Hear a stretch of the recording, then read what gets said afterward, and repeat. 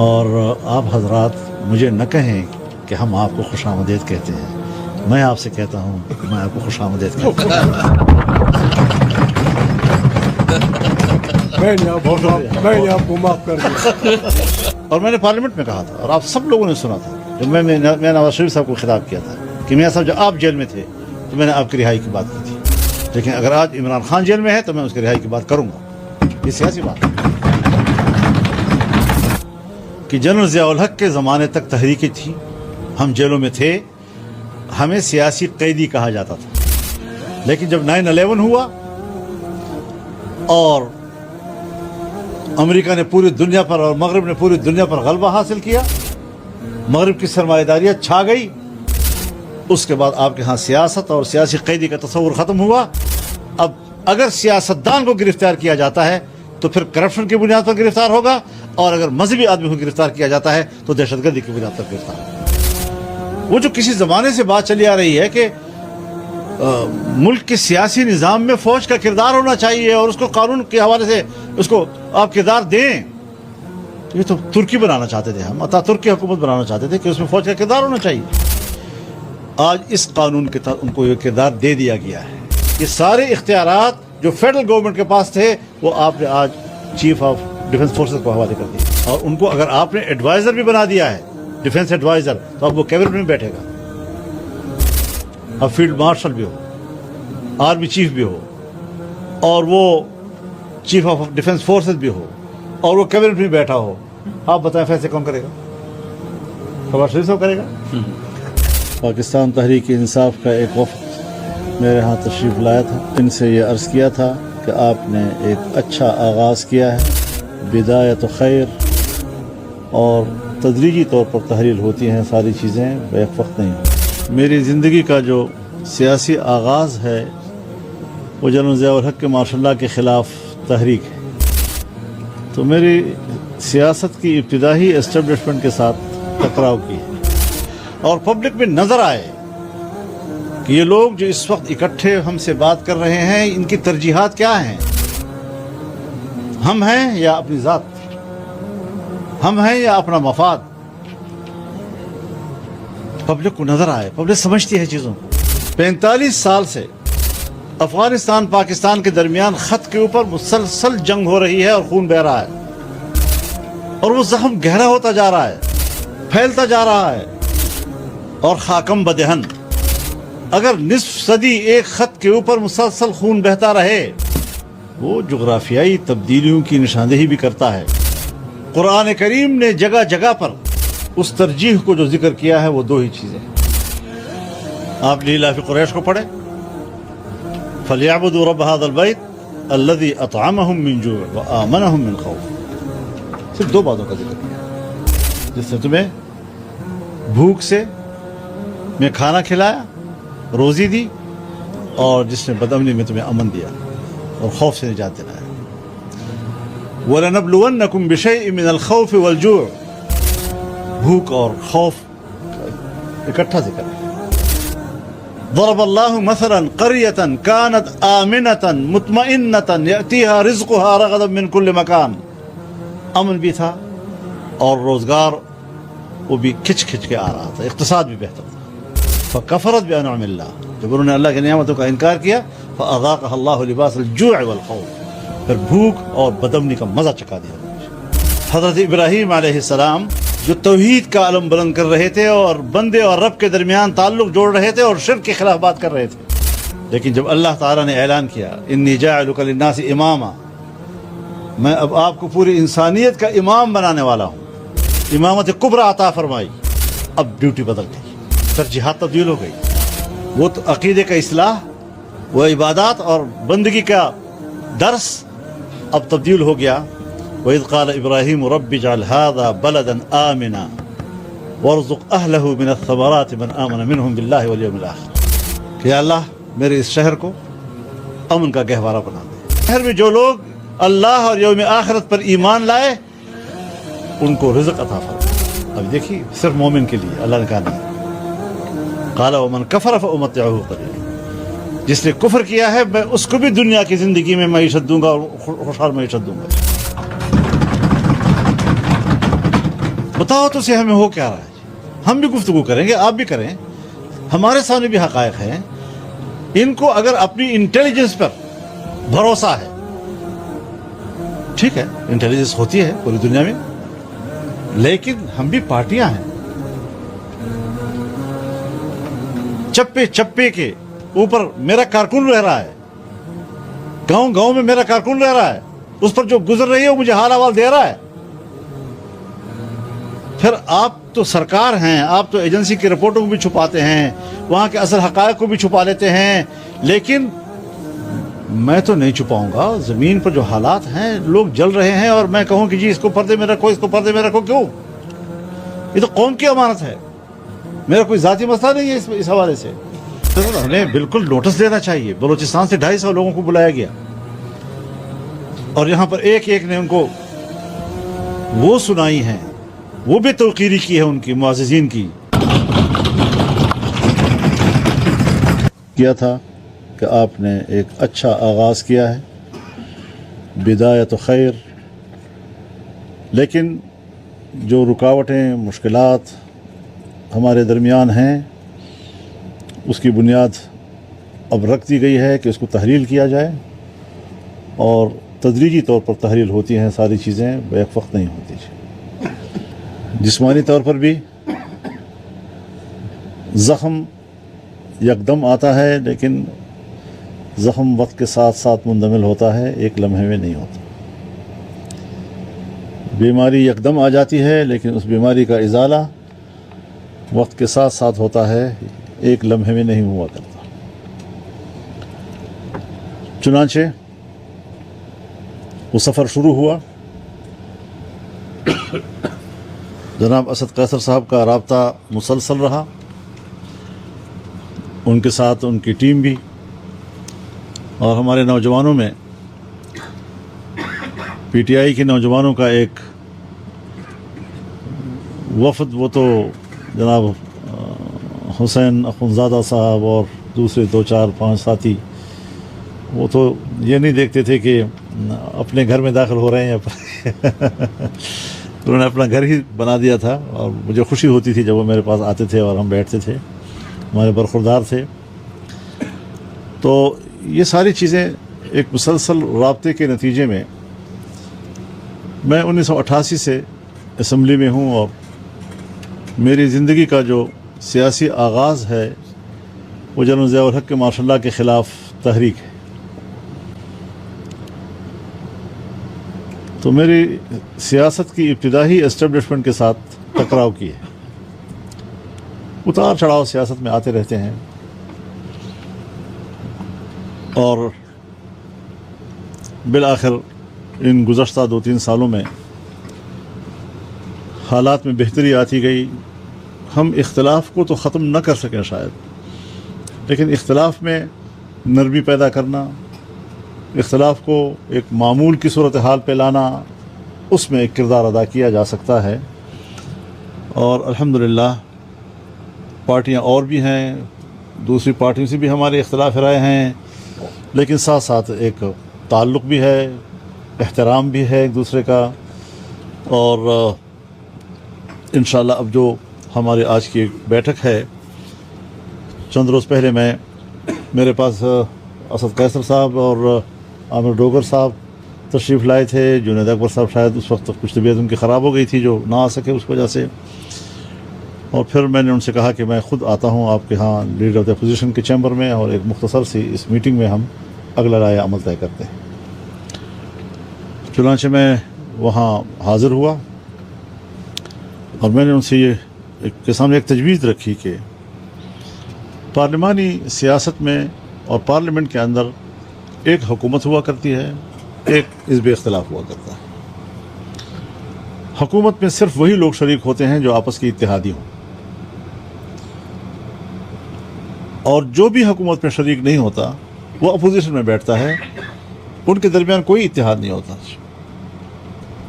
یہ پھر اپوزیشن میں بیٹھنے والوں, جماعتوں, ان کی قیادت اور لیڈر آف دی اپوزیشن کی ایک ذمہ داری ہوتی ہے کہ وہ ان سب کو قریب تر لائیں, اور ایک مشترکہ حکمت عملی کو اختیار کریں.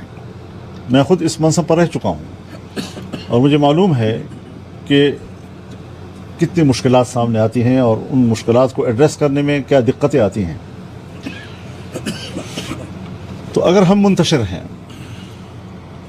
ہماری کوئی مشترک اسٹریٹجی نہیں ہے، تو پھر حکومت اس طرح کی قانون سازیاں کرے گی جس طرح پہلے بھی ہوئی ہیں اور پرسوں پھر بھی ہوئی.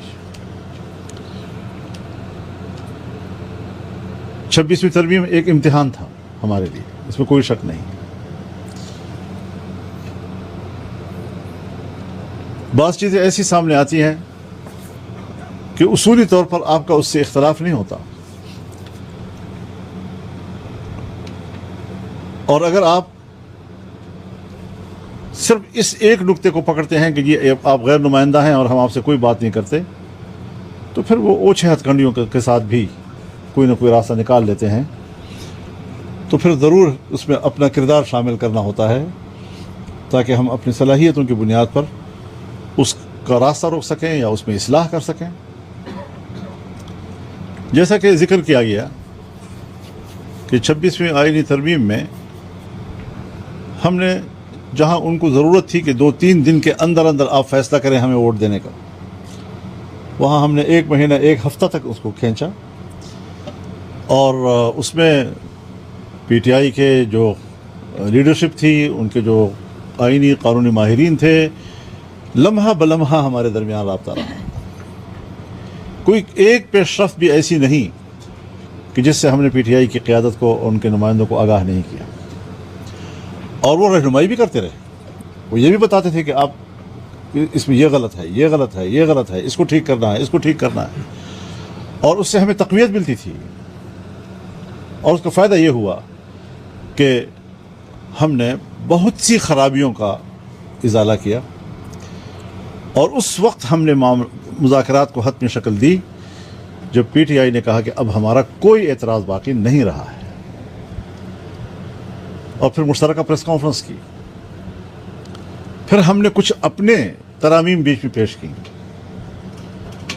جس میں اسلامی نظریاتی کونسل کی سفارشات پر ڈبیٹ، وفاقی شرعی عدالت کو مزید تقویت دینے، اور سودی نظام کے خاتمے کے حوالے سے کچھ ترامیم تھی، دینی مدارس کے حوالے سے قانون سازی تھی. وہ سارے معاملات اس میں ضم کر دیے گئے اور اس کو حل کر دیا گیا. لیکن پھر 27ویں ترمیم آئی اور جو کچھ انہوں نے ہمارے ساتھ تسلیم کیا تھا وہ تمام چیزیں واپس کی، اور انہوں نے 26ویں ترمیم کی افادیت کو ختم کر دیا. تو میں یہ سوچتا ہوں کہ جس چیزوں پر آپ کے اور ہمارے درمیان اتفاق ہوا ہے، ہم کم از کم اپنے باہمی کمٹمنٹ جو ہے اس پر قائم رہیں.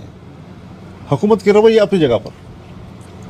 مجھے یاد ہے 1977 میں جب پیپلز پارٹی کی حکومت کے خلاف تمام سیاسی جماعتوں کا اتحاد بنا، پاکستان قومی اتحاد کا، تو بہت بڑی تحریک چلی اور ہزاروں لوگ جیلوں میں چلے گئے، لیکن نتیجے میں مارشل لا لگ گیا. اب ظاہر ہے کہ ابتدا میں تو تمام ہمارے حلقوں کے اوپر پیپلز پارٹی کی مخالفت جو ہے وہ جذباتی طور پر سوار تھی، اور اس کا فائدہ جنرل ضیاء الحق کو پہنچ رہا تھا، اور کچھ وقت ایک تعاون کا سلسلہ بھی چلا. اور تعاون کی بنیاد کیا تھی کہ الیکشن آپ نے اسی بنیاد پر کرنے ہیں جس پر پیپلز پارٹی اور مسلم پی این اے کے درمیان طے ہوا ہے. اور انہوں نے کہا میں 90 دن کے اندر الیکشن کرا دوں گا اور اسی معاہدے کی بنیاد پر کراؤں گا. اب یہ ایک قومی سطح کا عہد و پیمان تھا، قوم کے ساتھ ایک کمٹمنٹ تھی، لیکن وقت کے ساتھ ساتھ جب انہوں نے اس سے انحراف کیا تو مفتی صاحب نے واضح طور پر اعلان کیا کہ میں عوام کے ساتھ جو کمٹمنٹ ہے اس کو مسترد نہیں کر سکتا. اور پھر اس کے بعد ایم آر ڈی بنی. ہمارے علی بھائی جو ہے ان کے والد محترم مرحوم اصغر خان صاحب ہمارے قائد تھے، ہمارے بڑے تھے، ہمارے بزرگ تھے. ہم سب نے ایک محنت کی، پیپلز پارٹی کی بشمول ایم آر ڈی بنائی ہم نے. شدید اختلافات کے باوجود بالآخر آپ کو ایک قومی مسئلے پر اکٹھا ہونا پڑتا ہے کہ قوم پہلے ہوتی ہے. اور مجھے بڑی خوشی ہوئی جناب علی ظفر صاحب کی گفتگو سے. ان کے والد محترم جو ہیں وہ میرے بزرگ تھے، اور جب میں 8ویں جماعت میں پڑھتا تھا تو حسن قرات کے مقابلے میں نے پوزیشن لی تھی. تو ایوب خان کی کابینہ میں ان کے والد صاحب وزیر قانون تھے، اور پنڈی کے ایک اسکول میں تقریب تھی، تو ان کے والد سے میں نے اس زمانے میں انعام وصول کیا ہے یہ رشتہ ہے ان کے ساتھ اور پھر انہوں نے ایک کتاب لکھی اور اس میں انہوں نے مفتی صاحب کا تذکرہ کیا یا میرا تذکرہ کیا، تو مجھے فون کیا کہ آپ میرے دفتر میں آئیں گے۔ ان کے حکم پر میں لاہور میں ان کے دفتر میں گیا، انہوں نے کتاب اٹھائی، تصویر نکالی، مجھے پیش کی انہوں نے، اور حوالہ دیا کہ یہ حوالے میں نے آپ کی اس کتاب میں دیے ہیں۔ تو ہمارا یہ رشتہ ہے، ایک تعلق ہے، اور میں یہ بات اس لیے کرنا چاہتا ہوں کہ یہ تعلق ذرا دل میں اور بھی گہرا ہو جائے علی کے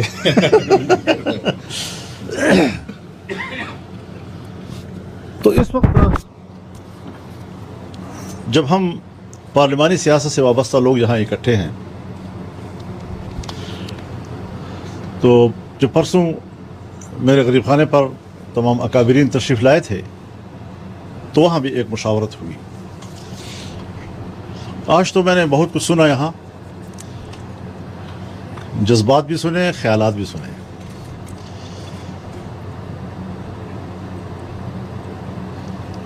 ہمارا جو اپنا ایک سیاسی تجربہ ہے، پس منظر ہے، جو کچھ ہم نے سیکھا ہے بطور ایک طالب علم کے اس میدان میں، اور بڑوں سے سیکھا ہے،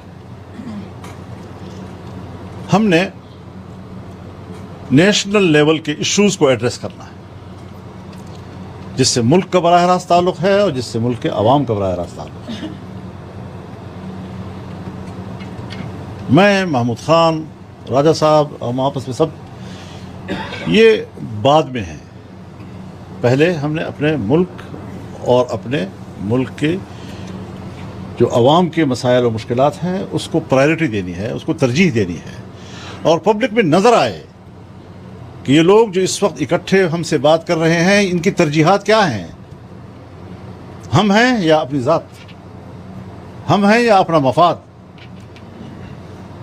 پبلک کو نظر آئے، پبلک سمجھتی ہے چیزوں کو، وہ شاید الفاظ میں عام آدمی اس کی تعبیر نہ کر سکے، لیکن اس کے اندر کے جو احساسات ہوتے ہیں وہ ضرور اپنی چیزیں وصول کرتی ہے، وہ سمجھتی ہے ساری باتیں۔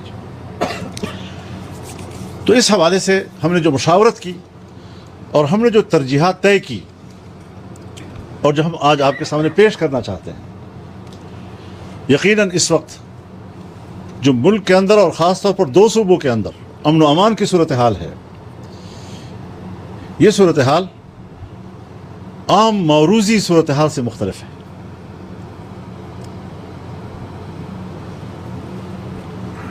45 سال سے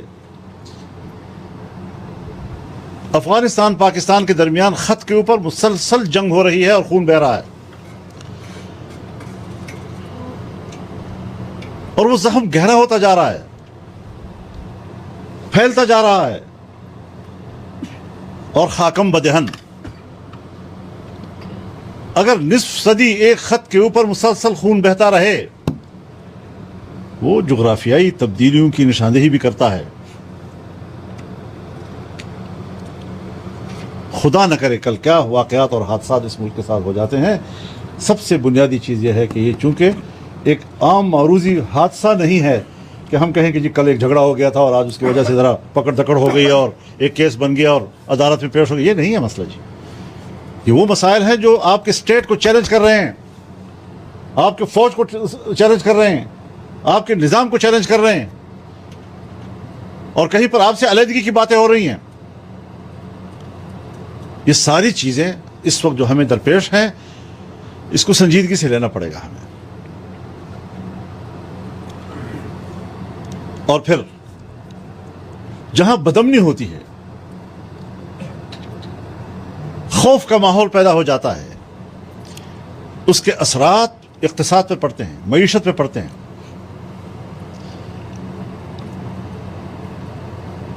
مملکتی زندگی میں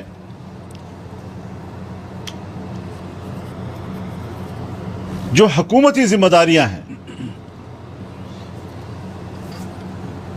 قرآن کریم نے جگہ جگہ پر اس ترجیح کو جو ذکر کیا ہے وہ دو ہی چیزیں ہیں۔ آپ لیلاف قریش کو پڑھیں، فَلْيَعْبُدُوا رَبَّ هَذَا الْبَيْتِ الَّذِي أَطْعَمَهُم مِّن جُوعٍ وَآمَنَهُم مِّن خَوْفٍ. صرف دو باتوں کا ذکر کیا ہے، جس نے تمہیں بھوک سے میں کھانا کھلایا، روزی دی، اور جس نے بدامنی میں تمہیں امن دیا اور خوف سے نجات دلایا. وَلَنَبْلُوَنَّكُمْ بِشَيْءٍ مِّنَ الْخَوْفِ وَالْجُوعِ. بھوک اور خوف اکٹھا ذکر ہے. ضرب اللہ مثلا قریۃ کانت آمنۃ مطمئنۃ یأتیہا رزقها رغدا من کل مکان. امن بھی تھا اور روزگار وہ بھی کھچ کھچ کے آ رہا تھا، اقتصاد بھی بہتر تھا. فکفرت بانعم اللہ، جب انہوں نے اللہ کی نعمتوں کا انکار کیا، فاذاقها اللہ لباس الجوع والخوف، پھر بھوک اور بدامنی کا مزہ چکھا دیا انہوں نے. اس سے اندازہ لگائیں کہ امن و امان، انسانی حقوق کا تحفظ، خوشحال معیشت. حضرت ابراہیم علیہ السلام جو توحید کا علم بلند کر رہے تھے اور بندے اور رب کے درمیان تعلق جوڑ رہے تھے اور شرک کے خلاف بات کر رہے تھے، لیکن جب اللہ تعالیٰ نے اعلان کیا انی جاعلک للناس اماما، میں اب آپ کو پوری انسانیت کا امام بنانے والا ہوں، امامت کبریٰ عطا فرمائی، اب ڈیوٹی بدل گئی، ترجیحات تبدیل ہو گئی. وہ تو عقیدے کا اصلاح، وہ عبادات اور بندگی کا درس اب تبدیل ہو گیا. وَإِذْ قَالَ إِبْرَاهِيمُ رَبِّ اجْعَلْ هَذَا بَلَدًا آمِنًا وَارْزُقْ أَهْلَهُ مِنَ الثَّمَرَاتِ مَنْ آمَنَ مِنْهُمْ بِاللَّهِ وَالْيَوْمِ الْآخِرِ. کہ یا اللہ میرے اس شہر کو امن کا گہوارہ بنا دے، اور اس شہر میں جو لوگ اللہ اور یوم آخرت پر ایمان لائے ان کو رزق عطا فرما. اب دیکھیے صرف مومن کے لیے اللہ نے کہا نہیں. قال ومن کفر فامتعه قلیلا، جس نے کفر کیا ہے میں اس کو بھی دنیا کی زندگی میں معیشت دوں گا اور خوشحال معیشت دوں گا. تو ملک کے اندر غیر مسلم بھی ہوں تب بھی وہ آپ کے شہری ہیں، اور جو حقوق آپ کے انسانی ہیں وہی ان کو حاصل ہیں. یہ ساری تعلیمات مملکتی زندگی میں جس وقت ہم اور آپ جس محاذ پر اور میدان میں ہیں، وہاں امن کی کیا اہمیت ہے، وہاں معیشت کی کیا اہمیت ہے، اور کیا اس وقت ہم بحیثیت پاکستانی من حیث القوم ان دو عذابوں میں مبتلا نہیں ہیں؟ ہم ان حالات کو اللہ کی طرف سے سزا کیوں نہیں سمجھ رہے؟ ہم اس پہلو پر کیوں غور نہیں کر رہے؟ لیکن بہرحال ذمہ داری حکمرانوں کی ہوتی ہے کہ وہ ٹھیک کرے صورتحال کو. اور ہمارے سسٹم میں نظم کا تقاضا یہی ہے کہ کوئی حکومت کرتا ہے تو بھلا کرے، لیکن اگر کوئی حزب اختلاف میں ہے تو ان کی کمزوریوں کی نشاندہی کرے اور ان کی اصلاح کی طرف ان کو متوجہ کرے. تو یہ اس پہلو کی طرف ہم متوجہ ہیں اور ہم سمجھتے ہیں کہ اس کے لیے جو مناسب اقدامات ہیں وہ ہمیں اپنا فریضہ انجام کرنا چاہیے. اگر ہم ماضی کے اختلاف میں الجھے رہے اور انہی کو بس روتے رہے تو ہم آنے والے مستقبل میں اپنے وطن کے لیے، اپنے ملک کے لیے، اپنے اقتصاد کے لیے کچھ نہیں کر سکیں گے. اور پھر جو ان دو اہم چیزوں سے، امن و امان اور اقتصاد و معیشت سے ہماری توجہ ہٹانے کے لیے انہوں نے صوبوں کی تقسیم کا سوال پیدا کیا ہے، کیا یہ وقت ہے اس کا؟ میں اس وقت ان حالات سے گزر چکا ہوں، اور شاید میں اس وقت بھی اکیلا تھا جب فاٹا کا انضمام کیا جا رہا تھا، اور ہم چیخ چیخ کر کہہ رہے تھے کہ آپ غلط موقع پر یہ کر رہے ہیں. اب وہی فاٹا ہے، وہی قبائل ہیں بیچارے، نہ ٹرائبل نہ سیٹل، بیچ میں پھنسے ہوئے ہیں. انگریزوں کے زمانے سے علاقے قوموں کے نام پر تھے. آج آپ جائیں، نہ وہاں تحصیلدار جا سکتا ہے، نہ وہاں قانون گو جا سکتا ہے، نہ وہاں پٹواری جا سکتا ہے، نہ ان کی زمینیں تقسیم ہو سکتی ہیں. اور اگر کریں گے تو پھر جو قبائل ہیں وہ بہتر جانتے ہیں کہ کیا صورتحال بنے گی. اس وقت تک وہاں کچھ نہیں ہے، کوئی محکمہ مال نہیں ہے، کوئی محکمہ مال کا کردار نہیں ہے، نہ ان میں ہمت ہے کہ وہ کچھ کر سکیں. اور اوپر سے جو بدامنی آ گئی ہے، جو کسی زمانے میں صرف میران شاہ، وزیرستان اور ان علاقوں میں ہوتی تھی، یا کم از کم باجوڑ کی سائڈ پہ، آج وہ ڈیرہ اسماعیل خان، لکی مروت اور دریائے سندھ کے کنارے تک پہنچ گئی ہے. مغربی کنارہ مکمل ہمارا اب ان کے قبضے میں ہے. تو اس ساری صورتحال میں جو صورتحال پھیل گئی ہے، اور ادھر سے بلوچ علاقے میں جو انسرجنسی ہے، یہ سب اب مرج کر رہے ہیں ایک دوسرے کے ساتھ. क्या स्ट्रेटेजी है इन लोगों की, कुछ समझ में नहीं आ रही। अब मुल्क तो हमारा है, जो गुजरेगा तो हमारे ऊपर गुजरेगी। और इस हवाले से उधर तालिबान का मसला, तालिबान के कई ग्रुप्स हैं, दाइश का मसला, BLA का मसला, और हमारे दो सूबे किस हालात में हैं, और अब कश्मीर की तरफ जो सूरत हाल बनती चली जा रही है, कुछ मालूम नहीं क्या हो रहा है। और अगर हम तूल देते रहे कश्मीर के मसले को, तो इब्तिदा में तो इस पूरी तहरीक के ऊपर जो कब्जा था या जो क़यादत थी वो इल्हाक़ पाकिस्तान वाली थी, लेकिन रफ्ता रफ्ता उसके अंदर जो खुद मुख्तार कश्मीर या पाकिस्तान से लाताल्लुक़ होने की जो अनासर हैं वो जिस तरह उसमें सरायत कर रहे हैं वो गालिब आ जाएंगे, और फिर क्या सूरत हाल बनेगी कुछ पता नहीं। इन हालात में मुल्क हर तरफ से घिरा हुआ है। अफगानिस्तान की सरहद बंद कर दी गई है। हमारे पूरे मुल्क के पंजाब से लेकर सिंध तक इनके कारोबार, इनके फल फ्रूट, ये सारा अफगानिस्तान के साथ कारोबार होता रहा है। अफगानिस्तान से आगे वस्ट एशिया के साथ कारोबार होता रहा है। उनके पूरे कारोबार का इन्हिसार पाकिस्तान के ऊपर है।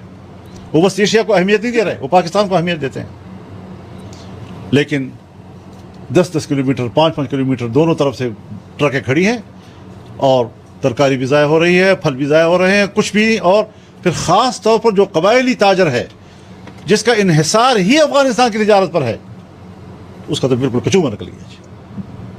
तो हमारा क्या गुनाह है? लेकिन हम तो मुल्क की जंग लड़ रहे हैं, तो हम तो मुल्क की जंग लड़ रहे हैं। भाई मुल्क इंसानी हुकूक के लिए होता है। अगर आप इंसानी हुकूक का तहफ़्फ़ुज़ नहीं कर सकते तो ये कतर मुल्क की खिदमत नहीं है कि आप एक मुल्क के साथ लड़ रहे हैं और बस। और ये एक अलग मौजू है, इस पर मज़ीद तफ़सीलात की अलग ज़रूरत है। और ज़ाहिर है कि सियासी कारकुन जो जेलों में हैं, अगर, और मैंने पार्लियामेंट में कहा था और आप सब लोगों ने सुना था, जब मैं नवाज शरीफ साहब को खिताब किया था कि मियाँ साहब जब आप जेल में थे तो मैंने आपकी रिहाई की बात की थी, लेकिन अगर आज इमरान खान जेल में है तो मैं उसकी रिहाई की बात करूँगा। ये सियासी बात है। कारकुन जेलों में है, सियासी कारकुन क्यों जेलों में होना चाहिए? लेकिन एक बात मैं आपसे अर्ज़ कर देना चाहता हूँ कि जनरल ज़िया-उल हक के ज़माने तक तहरीकें थी, हम जेलों में थे, हमें सियासी कैदी कहा जाता था। लेकिन जब 9/11 हुआ और अमेरिका ने पूरी दुनिया पर और मगरब ने पूरी दुनिया पर गलबा हासिल किया, मगरब की सरमाएदारियाँ छा गई, उसके बाद आपके यहाँ सियासत और सियासी कैदी का तस्वुर ख़त्म हुआ। अब अगर सियासतदान को गिरफ्तार किया जाता है तो फिर करप्शन की बुनियाद पर गिरफ्तार होगा, और अगर मजहबी आदमी को गिरफ्तार किया जाता है तो दहशतगर्दी की बुनियाद पर गिरफ्तार होगा। और दहशतगर्दी और करप्शन, इन दो जुर्मों की बुनियाद पर सियासतदानों को जेलों में डाला जाता है। सियासत, नजरिया और फिक्र ख़त्म हो गया। अब दोबारा हालात बनते जा रहे हैं। बैनुल-अक़वामी दुनिया एक बार फिर मुनक़सिम हो रही है, और इस मुनक़सिम दुनिया में एक नई नज़रियाती जंग आगे आएगी, वक्त के साथ साथ बढ़ेगी। इसलिए हमें भी बिहैसुल कौम की तरबियत करनी होगी कि वो कुछ दुनिया को समझने की कोशिश करें, और हम दुनिया के साथ साथ आगे बढ़ते चले जाएँ। इसके साथ ही जब हमने कहा कि हमारी मशरक़ी सरहद भी बंद है, हमारी मगरबी सरहद भी बंद है, चाइना का एतमाद भी टूट चुका है, ईरान की भी अपनी मुश्किलात हैं, तो आपने तो मुल्क को एक महसूर रियासत बना दिया है। हमें बताओ तो सही, इन कैमरा इजलास करो और पार्लियामान को मुतमईन करो पहले कि पाकिस्तान कहाँ खड़ा है। लेकिन उनको शायद ख़तरा है इससे कि जब इन कैमरा इजलास होगा तो PTI वाले हंगामा करेंगे। तो मैंने कहा नहीं, इससे पहले इनके दौर में भी हुआ है, उससे पहले भी हुआ है। मैंने आपसे इजाज़त तो नहीं ली थी, लेकिन मैंने कह दिया था कि उनकी जिम्मेदारी मैं लेता हूँ, बुलाओ, बताओ तो सही हमें हो क्या रहा है। हम भी गुफ्तगू करेंगे, आप भी करें, हमारे सामने भी हक़ाइक़ हैं। इनको अगर अपनी इंटेलिजेंस पर भरोसा है, ठीक है, इंटेलिजेंस होती है पूरी दुनिया में, लेकिन हम भी पार्टियां हैं। चप्पे चप्पे के ऊपर मेरा कारकुन रह रहा है, गांव गांव में मेरा कारकुन रह रहा है, उस पर जो गुजर रही है वो मुझे हाल अहवाल दे रहा है। پھر آپ تو سرکار ہیں, آپ تو ایجنسی کی رپورٹوں کو بھی چھپاتے ہیں, وہاں کے اصل حقائق کو بھی چھپا لیتے ہیں. لیکن میں تو نہیں چھپاؤں گا, زمین پر جو حالات ہیں, لوگ جل رہے ہیں, اور میں کہوں کہ جی اس کو پردے میں رکھو, اس کو پردے میں رکھو, کیوں؟ یہ تو قوم کی امانت ہے, میرا کوئی ذاتی مسئلہ نہیں ہے اس حوالے سے. تو جو کچھ حضرت اس وقت ہو رہا ہے, اور جس طرح ہماری پولیس اس وقت مشکل میں ہے, اور میں آپ کو بتا دوں, اور آپ کو علم بھی ہے کہ ہمارے کچھ اضلاع تو وہ ہیں کہ جہاں پر چین آف کمانڈ ٹوٹ چکا ہے. کانسٹیبلز نے اپنے وہ بنا دیے ہیں, اور وہ نہ ڈی آئی جی کو مانتے ہیں, نہ ڈی پی کو مانتے ہیں, نہ وہ آئی جی کو مانتے ہیں. خود بندوق اٹھا کے لڑ رہے ہیں اور لڑ رہے ہیں. اور ایک کانسٹیبل نے ڈی آئی جی کی سیکورٹی کلوز کر دی پرسوں, بنو کی ڈی آئی جی کی, بنو میں بنو کے ڈی آئی جی کی سیکورٹی ایک کانسٹیبل کے حکم پر کلوز کر دی گئی. بڑی مشکل سے اب آج جو ہے شاید آپ کی حکومت نے وہاں ڈی آئی جی تبدیل کیا ہے. اس کو ایڈریس کرنا ہے. یہ چیزیں وہ ہیں جو میں اس لیے آپ کے نوٹس میں لانا چاہتا ہوں کہ یہ وہ حالات ہیں. میری نظر میں شاید مجھ سے بہتر ہمارے دوسرے اکابرین جانتے ہوں, لیکن ان چیزوں کو ہم نے ایڈریس کرنا ہے, اس کے بغیر ہم نہیں چل سکتے آگے. یہ وہ چیزیں ہیں کہ جو ہمارے درمیان ایک قدر مشترک پیدا کر رہی ہیں. سارے منزل ایک ہی دن میں طے نہیں ہوا کرتے. اگر ہم نیک نیت ہوں گے, اگر ہم 3 سال کے بعد آج یہاں بیٹھے ہیں, تو اگلے سال 2 سالوں میں ہم کچھ زیادہ اس سے آگے بڑھ چکے ہوں گے. پھر آپ جو کچھ ارشاد فرما رہے ہیں شاید وہ بھی نصیب ہو جائے, لیکن ایک ہی لمحے میں تو وہ ساری صورتحال نہیں بنتی. اب اس حوالے سے ہمیں آج بھی یہ مطالبہ رکھنا چاہیے کہ گورنمنٹ کی ذمہ داری ہے کہ پارلیمنٹ کو اعتماد میں لے. ہماری پارلیمنٹ کا عالم تو یہ ہے حضرت کہ ہم سب کولیگ ہیں, چاہے وہ حکومت کے ہوں چاہے اپوزیشن میں ہوں. اور اگر حکومت کی آواز قوم تک پہنچ سکتی ہے تو میری آواز بھی اسی طرح قوم تک پہنچے. کسی زمانے میں ٹی وی نہیں تھا, ہم اسمبلی میں بولتے تھے اور بس. لیکن آج اگر ہمارے لائیو سیشن جا رہے ہیں پبلک میں, تو پھر یہ کیا مطلب کہ اپوزیشن کی آواز بند کر دی جاتی ہے؟ اور پہلے تو یہ ہے کہ چینل پہ بند ہوتی تھی, اب تو پارلیمنٹ ہاؤس کے اندر بھی بند ہو جاتی ہے. تو ان چیزوں پر بھی ہماری ایک مشترکہ آواز ہونی چاہیے. ہم مل کر احتجاج کریں ان چیزوں کے اوپر. ہم اسپیکر کو مجبور کریں کہ وہ رولنگ دے کہ وہ اپوزیشن کی تنقید کو قوم تک پہنچائے. دونوں بیانیے قوم کے پاس جانے چاہیے, پھر کل قوم فیصلہ کرے. لیکن جو ترمیم پرسوں ہوئی ہے, ہم آپس میں بیٹھے ہیں, میں کھل کر آپ سے کہنا چاہتا ہوں, ہم نے واک آؤٹ تو کیا, لیکن ہم نے قانون کا مطالعہ نہیں کیا. اگر ہم اس قانون کا مطالعہ کر لیتے تو ہم پہلے لڑتے, اپنا پوائنٹ آف ویو دیتے, بحث کرتے. اگر وہ زبردستی ووٹ کا مرحلہ تھا تو پھر ہم بالکل واک آؤٹ کر لیتے. لیکن نشاندہی تو ہونی چاہیے تھی. وہ جو کسی زمانے سے بات چلی آ رہی ہے کہ ملک کے سیاسی نظام میں فوج کا کردار ہونا چاہیے اور اس کو قانون کے حوالے سے اس کو آپ کردار دیں, تو یہ تو ترکی بنانا چاہتے تھے, ہم ترکی حکومت بنانا چاہتے تھے کہ اس میں فوج کا کردار ہونا چاہیے. آج اس قانون کے تحت ان کو یہ کردار دے دیا گیا ہے.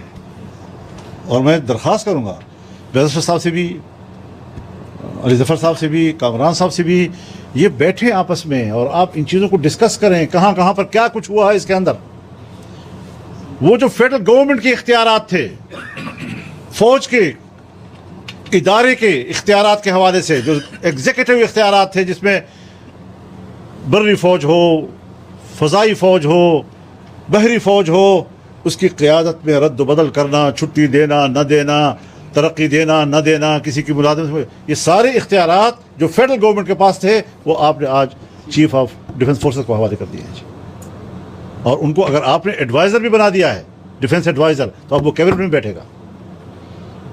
اب فیلڈ مارشل بھی ہو, آرمی چیف بھی ہو, اور وہ چیف آف ڈیفنس فورسز بھی ہو, اور وہ کیبنٹ میں بیٹھا ہو. آپ بتائیں فیصلے کون کرے گا؟ خبر شریف صاحب کرے گا, اس کی کابینہ کرے گی. اور پھر حضرت ہمیں بالکل نوٹس دینا چاہیے. بلوچستان سے 250 لوگوں کو بلایا گیا, اور یہاں پر ایک ایک نے ان کو وہ سنائی ہیں, وہ بھی توقیری کی ہے ان کی معززین کی. حضرت خدا کا خوف کریں, ہم مسلمان ہیں. जनाब रसूलुल्लाह सल्लल्लाहु अलैहि वसल्लम ने फरमाया सित्ततुन लअनतुहुम व लअनहुमुल्लाह व कुल्लु नबिय्यिन मुजाब, 6 लोग हैं जिस पर मैं भी लानत भेजता हूँ, अल्लाह भी लानत भेजता है और हर पैगम्बर की दुआ कबूल भी होती है। और उसमें एक कौन है? अल मुतसल्लित बिल जबरूत, जो ताकत की बुनियाद पर तसल्लुत करता है कौम के ऊपर। युइज़्ज़ु मन अज़ल्लहुल्लाह व युज़िल्लु मन अज़ल्लह, जिसको अल्लाह ने जलील किया हुआ है उसको तो इज़्ज़त दे रहा होता है, और जिसको अल्लाह ने इज़्ज़त दी उसको जलील कर रहा होता है।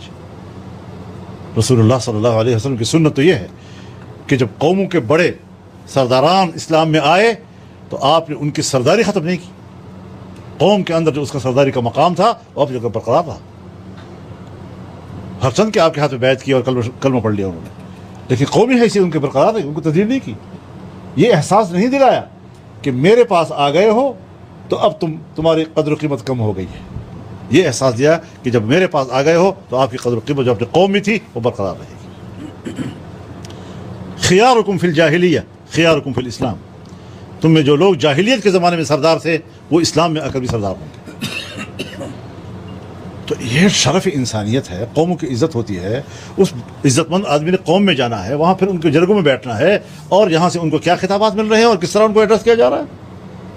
तो इस पर भी हम लोगों ने अगर कोई कमज़ोरी दिखाई है तो मेरे ख्याल में ये हम अपनी कौम के साथ अच्छा नहीं कर रहे हैं, हमें इसका इजाला करना होगा। इसलिए मैं सोचता हूँ कि ये सारी चीज़ें हमें मद्देनज़र रखते हुए तरजीहात को तय करना चाहिए। जो तरजीहात तय हुई हैं वो तो तय हुए हैं, वो उसूली उमूर हैं, लेकिन रोज़मर्रा जो इस किस्म की सूरत हाल सामने आती है उस पर भी हमें एक मुश्तरका हिकमत अमली की तरफ जाना चाहिए। और जो तजवीज़ जनाब अली ज़फ़र साहब ने दी है कि कुछ आदमी मुसलसल बैठे रहें, वो हर शाम को एजेंडा उसूल करें और अरसभा इजलास से पहले उस पर बैठ कर एक राय बनाएँ, और वो राय जो है वो तमाम अरकान को पहुँचाएँ, ताकि असम्बली में जो भी अरकान बैठे हों उनके पास पता हो कि मेरी लाइन ये है। तो बाद दफ़ा कुछ साथी नहीं आते, कुछ आ जाते हैं, लेकिन जो भी मौजूद हो उनको पता होना चाहिए कि आज के एजेंडे पर फलां नुक्ते पर हमारे मौक़िफ़ ये है। तो ये एक मुश्तरका एक स्ट्रेटजी बनाना, मुश्तरका इक़दामात के लिए एक लाइहा अमल बनाना, ये मेरी तजवीज़ थी और ये मेरी तजवीज़ है। और मैं ममनून हूँ आप तमाम हज़रात का, इन कायदीन का, कि उन्होंने हमारे मारूज़ात को अहमियत दी और हमारी मारूज़ात की बुनियाद पर उन्होंने इस एक बड़े इक़दाम की तरफ आगे चले गए। और आप हज़रात मुझे न कहें कि हम आपको खुशामदीद कहते हैं, मैं आपसे कहता हूँ मैं आपको खुशामदीद कहता हूँ।